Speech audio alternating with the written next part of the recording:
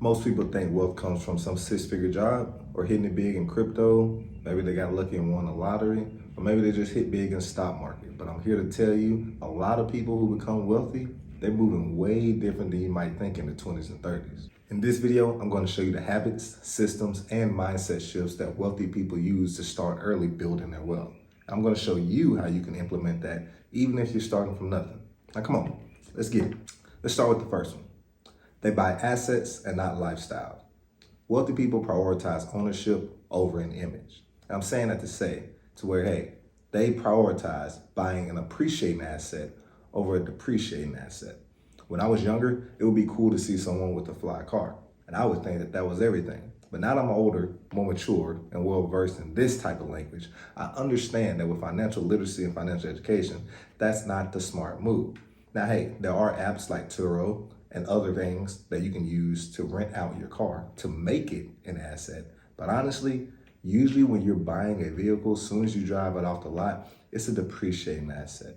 You're buying luxury clothes to look good for other people. And honestly, these people don't really care. They might see you one time and think, oh, wow, this looks good. But for the most part, some of these things that you're doing to impress others. And it makes zero sense.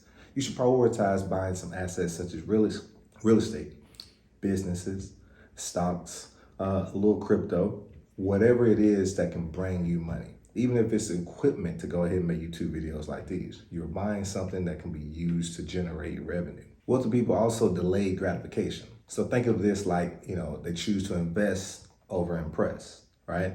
So you give someone $10,000. 9 times out of 10, they're gonna take a vacation. They might go put it as a down payment on a new car. They're gonna go get new clothes, maybe a new TV, something like that. But then you give that same $10,000 to a wealthy person, and they're gonna put that down towards an asset. They're gonna make that money work for them, whether it's buying into different companies with stocks, whether it's buying and partnering into real estate and go ahead and put down payments on that. But they're gonna use this money to generate revenue, and they're okay with this not coming right now. When you buy a car, when you buy some clothing or shoes or TV, you get instant gratification. And so what I mean by delayed gratification is they're knowing that this money that they set aside now and they invest into whatever it is that they invest into, later on, it's gonna pay them out. Sometimes 100%, 200%, or even 1,000%. They are okay with delayed gratification. And that's the biggest thing here.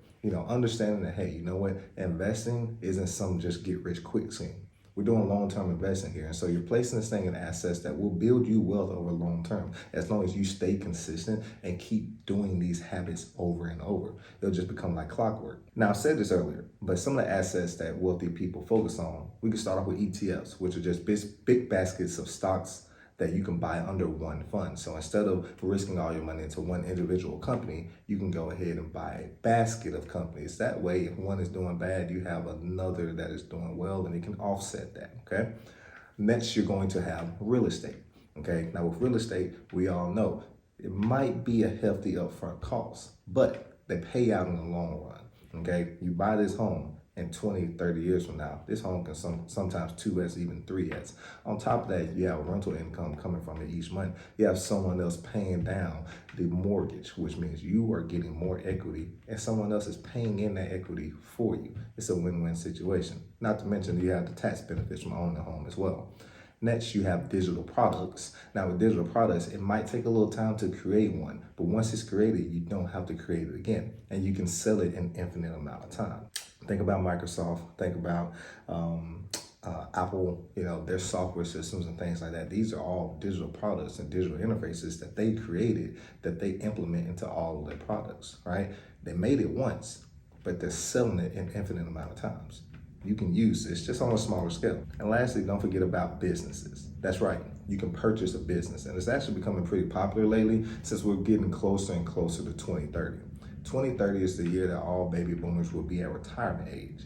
A lot of their siblings and family don't want to pick up that family business. They would rather just live the lifestyle, right? So they would encourage the sale. These are sometimes legit good businesses that have been in business for 30, 40, 50 years. So maybe you can get it by yourself, or don't rule out the notion of getting together with people you trust to go ahead and create an LLC, put the money together and use that as a down payment to purchase the business and get more and more. Look, there is lots of wealth that needs to be transferred. And like I say, a lot of that is going to be through the sale of their businesses. This will be great opportunities for people 30s, 40s, 50s, and hey, if you have it while you're in your 20s, even better to go ahead and get started and just get a head start with great businesses that already have something working for them. And maybe you can improve something on the technology side, the marketing side, bring something new to it that you know how to do, because usually with the older businesses, they just kept things how they were going because they had no reason to grow. Look, at the end of the day, what you should take from this is that they aren't buying new cars, they're buying income. And when you look at it like buying income, that will make you want to buy so much more. Don't look at it as, oh yeah, I'm investing and this is going to take a long time. Look at this as, hey, I am buying more income for myself. And when you look at it like that, that'll make you just want to keep on buying more and more. Just as you would anything else that tastes good or look good, right? Something that you're into. Everybody's into having more income, so you want to buy more. All right, so secondly, they're gonna build high income skills early. And when I say high income skills, what I'm saying is these skills have a high return on investment, right? So we're talking about coding, sales, marketing, digital media editing, content creation. There's more that are in there, but these are just some that I can use as example. There are more skills than what I mentioned, but what I'm letting you know is that these are skills that are in high demand and you can charge a premium price for this. And hey, if you're good enough, some people may actually have you come on and get signed a contract to where they will send you all of their work and you will have consistent income coming in. Who knows, you can even grow a business out of something that's just a hobby, right? But these are skills that will be needed to go ahead and bring in the revenue. And I'm here to let you know, yes, over the long term, that compound interest that you earn from investing into stocks, well, yes, nothing can beat that over the long term. But I'm here to tell you that these skills, these high income skills that you can learn right now, over the short term, those can compound a lot faster than stocks can over the short term. Because I'm saying it doesn't take long to learn how to do content creation. After you do content creation, maybe while you're editing your videos, that's another skill that you've learned. Maybe also you can try to market different things. Maybe you build a digital product and you're trying to market it out there. That's another skill that you've learned. So all I'm saying is when you start to learn one skill, you then branch off and learn another skill, and before you know it, you have 3, 4, 5 different skills over that year that you've learned and are starting to get better and better at because you're persistently doing this. And like I say, you're taking in extra work or you're using it yourself to go ahead and create your own product and brand. But either way, this is something that you are getting better at, and because of that, you have compounded that a lot faster than you have investing in the stock market at first. And while you're in your 20s, understand that you should be trying to make as much income as you can, okay? That way you can have more that you can save, all right? The more that you can save means that there's more that you can invest. There's also more securement in where you are, and you're able to make conscious decisions and not just wild decisions because you're living paycheck to paycheck. It's important for you to go ahead and have some type of established, and no, I get it. In your 20s, things might not be perfect. Heck, you might be in your 30s and things might not be perfect, and it's not too late. But what I am saying is you want to go ahead and get the skills to go get the income first. Take the income, stash it up, have you an emergency fund, right? Put it in a high yield savings account. I think right now they're in the mid-4s for the percentages. But at the end of the day, make sure that you're putting that money up so you can take a deep breath and make conscious decisions about what you're going to use your money for. All right, so number 3, they play the long game. And when I say play the long game, what I'm saying is they start investing early, no matter what the amount is, but they keep consistently investing. And over time, as they get more money, they invest more, even if it's a percentage. Let's say you're only able to invest 5% of your money. You would imagine that the money that you're making at age 20 isn't the same type of money that you're making at age 25. And the money that you're making at age 25 isn't the same type of money that you're making at 30, and so on and so forth. But what grew? Your money grew, so that 5% grew. And maybe you even got comfortable enough to where you went up from 10 to 15. Hey, maybe even 25% of your money is being saved/invested, and that is awesome. But the fact that you started early, time is undefeated. And that is one thing that a lot of people want more of, because that compound interest That is where time and compound interest fall in love. The more time that you have, the more that money can grow. A lot of people ask, hey, would you take $1 million today? Or would you take a penny that doubles every single day for 30 days? And a lot of people would just jump and say the $1 million, not knowing that penny that doubles every day, it's almost tenfold that, okay? So the fact is, people need to go ahead and make sure that they're playing for the long game, not just going ahead trying to get some quick grab now. And when I say that, maybe you should try dollar cost averaging. Maybe you say, hey, you know what? I get paid every other Friday. And on every other Friday, I'm going to put $50 into the market. Or I'm going to put $100 or $200 in the market. And you can keep it simple. You can use ETFs, that's what I explained earlier, big basket of stocks that, it's a lot safer than individual stocks, because if it's doing great, then you're doing great. But if it's doing bad, you're doing bad, right?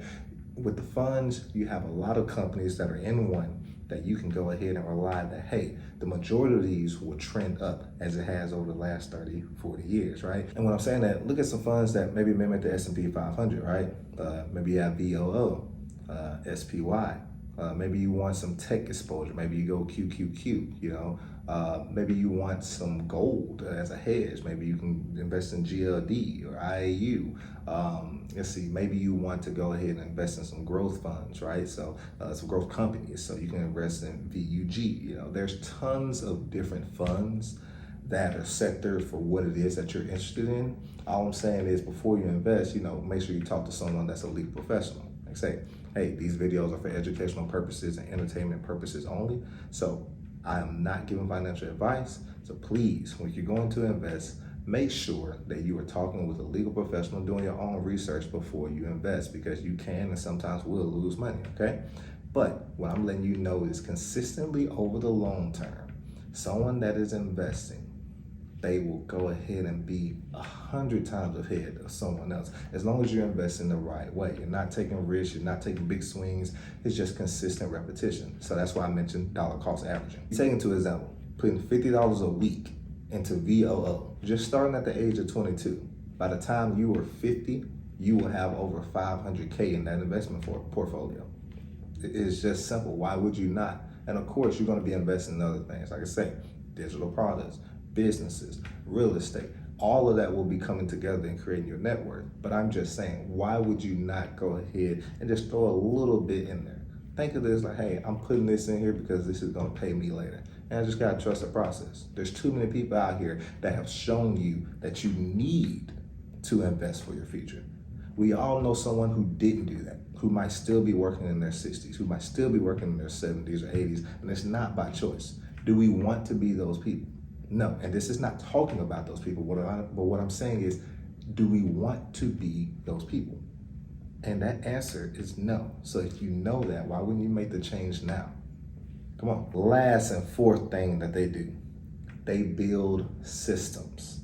And when I'm saying build systems, they automate everything, right? So they automate how much they're going to invest, they automate the savings, they automate the bills that are being paid. Everything is on automation, so they are not even stressing about the day-to-day. They don't have to worry if this bill got paid. It's automatically getting paid. They don't have to worry if they saved that $1,000 or $500 that month. They automatically had it taken out.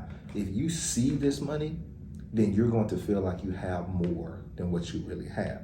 If you know that you are going to be saving $500 a month, $200 a month, $100 a month, what you need to do, you create that high yield savings account, and then you automatically have that money get transferred over there. So that way it never hit your checkings account. You never saw it. So because you never saw it, you don't think that I have more to spend.